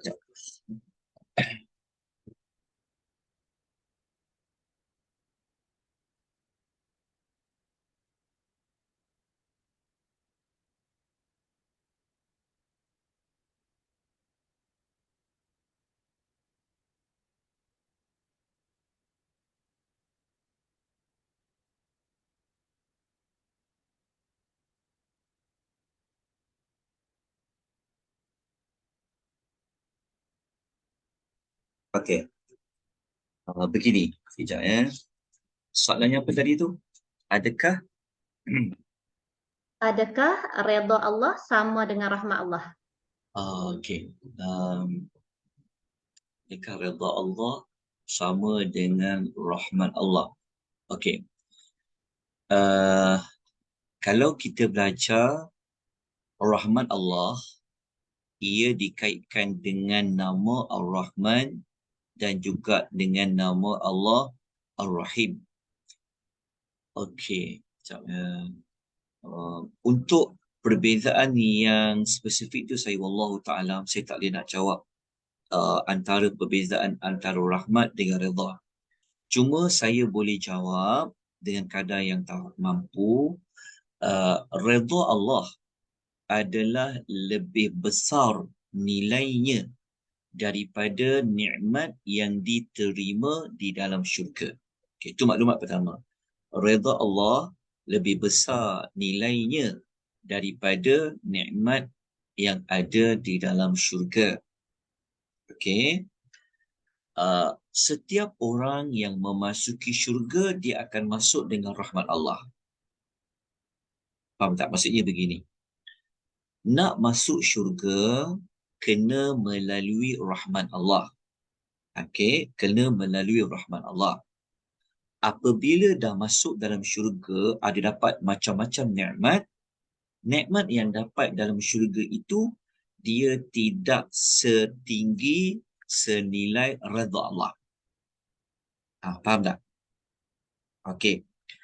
Dalil dalam Al-Quran yang kata redha Allah tu lebih besar daripada dapat nikmat dalam syurga. Okay, tulis Suratul Taubah. Suratul Taubah ayat 72. Ayat ujung sekali dekat Suratul Taubah tu, ibu-ibu akan jumpa mula-mula Allah sebut nikmat syurga tu apa? Air sungai yang mengalir di bawahnya, kekal duduk dalam syurga, dapat tempat tinggal yang baik. Lepas tu Allah kata apa? Waridwanum minallahi akbar. Faham tak maksudnya? Waridwanum minallahi akbar. Keredaan daripada Allah lebih besar kemuliaannya. Zalika huwal fawzul azim. Itulah kejayaan yang sangat besar. Faham tak? Okey. Kalau nak cari dalil lain, redha Allah tu lebih besar daripada nikmat dalam syurga, yang ni tuan-tuan kena buka dalam hadis lah. Kalau siapa yang ada membeli buku syurga, tajuknya Agar Lelah Berbuah Jannah, boleh tengok bab yang ke-30. Tapi siapa yang beli buku tulisan Ustaz Zul Khairi dengan Ustazah Nazifatun Nisa, buku syurga yang dirindui, tuan-tuan boleh tengok pada bab yang hujung-hujung tu, bab 40 lebih. Ada cerita sikit tentang redha Allah dekat hadis tu. Okey. Jelas ya? Okey. Lepas tu kita pun tahu Allah pernah bercakap dengan syurga dan neraka. Allah pernah cakap, syurga, engkau tempat aku suka. Engkau tempat aku memberi rahmat. Kalau neraka pula, engkau tempat aku murka. Jadi, daripada persoalan itu, dapat tak buat perbezaan antara rahmat dengan redha? Betul tak? Saya pun wallahu a'lam. Tapi saya boleh jawab, nak masuk syurga perlu kepada rahmat Allah. Okey, tetapi kalau dah masuk syurga, dengan rahmat Allah itu juga kita dapat nikmat. Tapi nikmat dalam syurga tidak sebanding dengan keredaan Allah.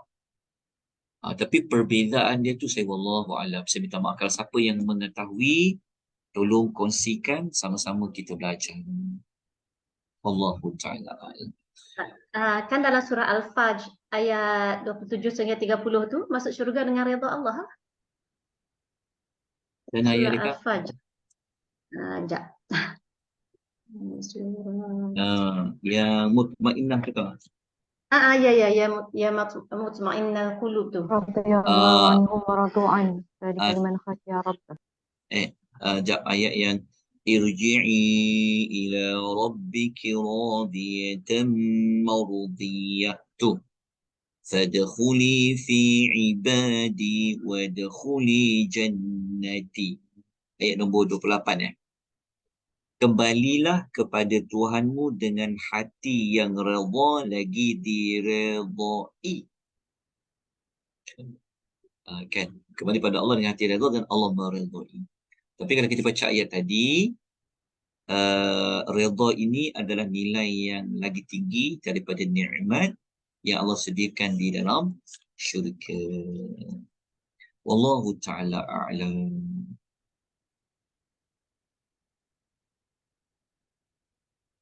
Okey. Ada apa-apa persoalan? Nanti kita cuba Ustaz, cari. sebenarnya kalau kita ayat Quran ni, kalau Allah cerita tentang azab pun sebenarnya tu adalah tanda rahman Allah juga. Kan Ustaz? Sebab Allah beritahu siap-siap dalam Al-Quran tu, maknanya tanda Allah sayang pada hambanya lah. Allah beritahu siap-siap supaya kita tak ikut jalan yang salah tu untuk mendapat azab. Tu salah satu tanda rahman Allah tu. Allah Ar-Rahman lah. Ya, betul. Betul. Seperti kita sebut tadi, rahmannya Allah tadi itu terpakai sehinggalah hari kiamat. Iaitu dengan Allah menyediakan perbicaraan, penghisapan yang adil kepada semua. Itu juga menunjukkan kepada rahmatnya Allah di hari kiamat. Allahu ta'ala alam. Minta maaf ya, tak dapat nak jawab secara lengkap, tuntas apa soalan yang tadi bicarakan. Baik. Ada couple lagi ni. Tak, Puan Nur Aini tadi tu daripada Perth tu Ustaz. Oh Bukan kat ya, Malaysia. Kak. Okey. Yang tanya soalan pasal redha tadi tu. Okey. Okey. Okey. Jauh tu daripada Australia tu.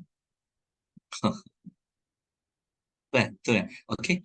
Kita sambung minggu depan. Minggu depan kita masuk surah ni. Saya cuba siapkan macam segmen surah. Itu yang paling nota paling ringkas lah yang kita boleh buat, sebab rasa macam tak kena pula kalau tak ada nota ni. Saya hati jadi macam tak berapa senang sebenarnya. Allahu Akbar. Tapi itulah ya kelemahan memerlukan waktu tu. InsyaAllah nanti saya cuba siapkan dulu yang paling penting dekat pengajaran tu ya. Nanti saya akan kongsikan insyaAllah. Lepas tu kita masuk surah Nazi'at. So poster minggu depan tu kita boleh buat surah Nazi'at lah. Tajuk untuk pengenalan bagi surah Nazi'at. Sebab pengenalan surah Nazi'at. Kita akan belajar sinopsis semua tu lah terlebih dahulu insyaAllah. Okey, ada apa persoalan lagi? Minta maaf banyak-banyak ya, terutama pada jamaah Sarul Amalah atas waktu yang panjang yang saya ambil, sepatutnya 1 jam setengah. Terlewat Kalau lah. ada Ustaz, ambil kekurangan, masa Ustaz lah maaf. kami yang sebenarnya. Oh, tak Kami yang apa. ambil masa Ustaz. Tak apa. Saya lapang dah sekarang ni, jadi saya kena gunakan waktu kelapangan tu. Ini pun amal soleh kita ya, amal soleh kita untuk bekalan kita nanti untuk bertemu bertemu pada Allah Subhanahu Wa Taala. Ini adalah jalan kita lah sebenarnya kan. Ini adalah tindakan kita daripada ayat faman syaa ambil ayat menjadi ila rabbih ma'aba tadi. Okey, itu saja daripada saya. Minta maaf banyak-banyak kekurangan, kelemahan. Mohon ampun dan maaf. Okey. Alhamdulillah. Jazakumullah khair Ustaz dan semua. Kita dah selesai surah An-Naba. InsyaAllah minggu depan kita masuk surah An-Nazi'at. Kasih semua kita akhiri dengan tasbih kafarah dan suratul Asr. Subhanakallahumma bihamdika asyhadu an la ilaha illa anta astaghfiruka wa atubu ilaik. Bismillahirrahmanirrahim. Wal 'asr innal insana lafi khusr illa alladhina amanu wa 'amilus solihat wa tawassaw bil haqq wa tawassaw bis sabr. Wassallallahu ala nabiyyina Muhammad wa ala alihi wa sahbihi ajma'in walhamdulillahi rabbil alamin. Wassalamualaikum warahmatullahi wabarakatuh. Terima kasih semua. Terima kasih. Assalamualaikum. Terima kasih. Waalaikumsalam.